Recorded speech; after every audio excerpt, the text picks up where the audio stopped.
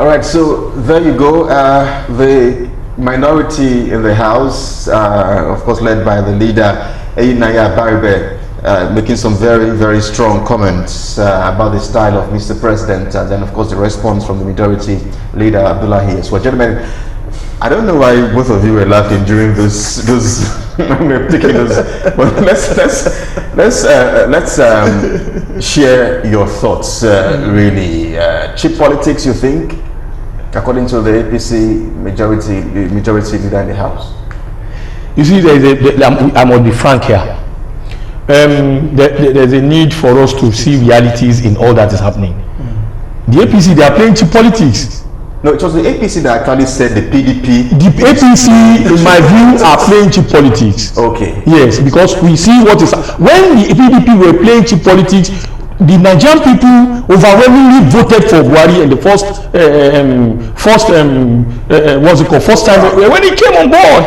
Look, everybody was convinced, majority was convinced that the former president Jonathan was not living up to expectation. They had to ask him to go by overwhelmingly voting for this thing. But the fact of the matter is that what part of the reason he was voted for is what is being called to question now. Nigerian people are asking, how do we sleep with our two eyes closed? Let us be fair with ourselves.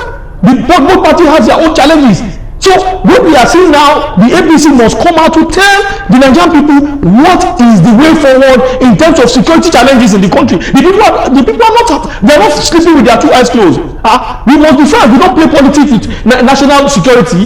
The people are every day we hear all the pages of newspaper every day online. It is abduction, ransom payment, this, and we are saying that. Let's be sincere with ourselves. What is happening is the reality of what we are seeing.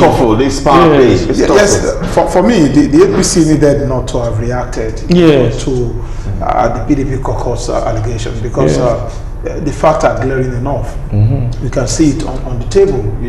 What you should do as a public relation expert, my advice to them is what they should do is to look at it and pick the truth from what the PDP caucus said, and then work on it in fairness to the two parties, and in fairness to PDP particularly. Mr. President has been off duty as far as Nigerians are concerned. This government came to power on a tripod of fixing the economy, fighting insecurity, and one other thing. That's I do not understand when we say the president is off duty. The president, we know a lot of times he makes his address. The presidency keeps reacting, and let me quote our former colleague. Did you hear what he said? Did you hear what he just said now himself? Yes. You said he keeps reacting. When he reacts, he addresses some issues. Let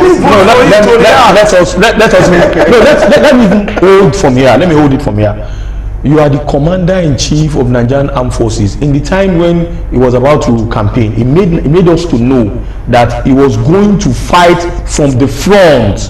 If you listen to that his speech, if Galaxy can bring up that, he said he belongs to everybody and that he is for nobody, and that he was going to fight from the front in the battle to ensure that bandit Boko Haram becomes a thing of the past. Does that mean the president must physically be in Kaduna? Hold on.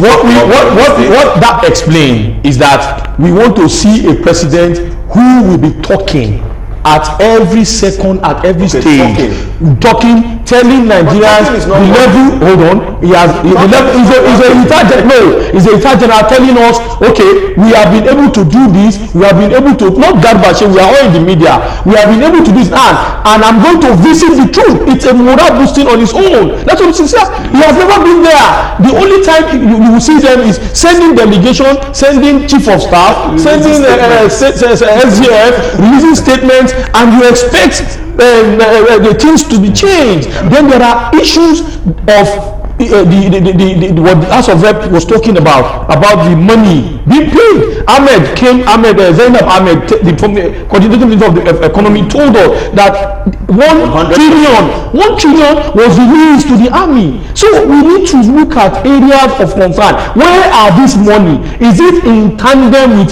the weapon that we are seeing, or is it not in tandem with what those people were saying? seeing on YouTube, those soldiers that were telling us that, look at that, we are killing our soldiers, no weapon, we don't have anything, nothing.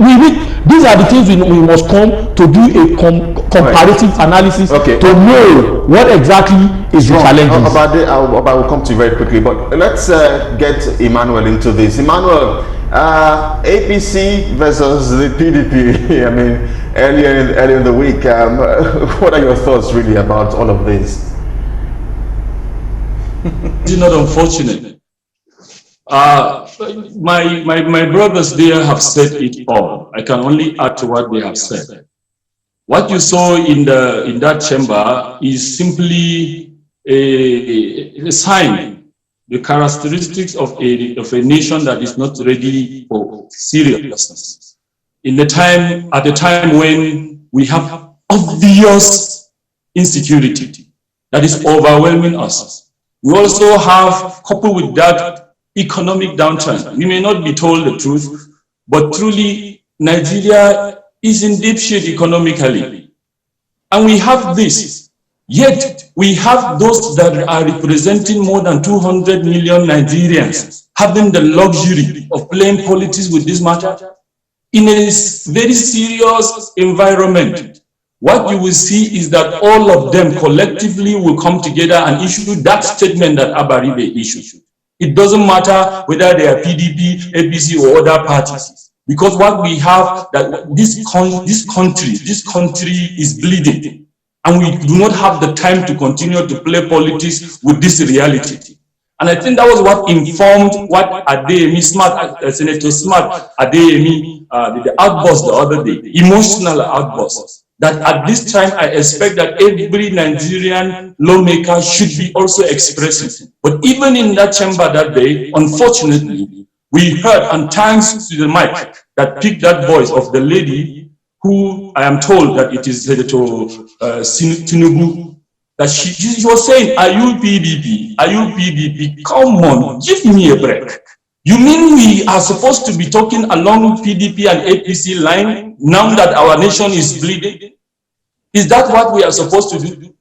If it were in another country, just the killing of 5 students of higher institution whose only crime is that they want to seek higher education and to better their future. The killing of those 5 would have been enough.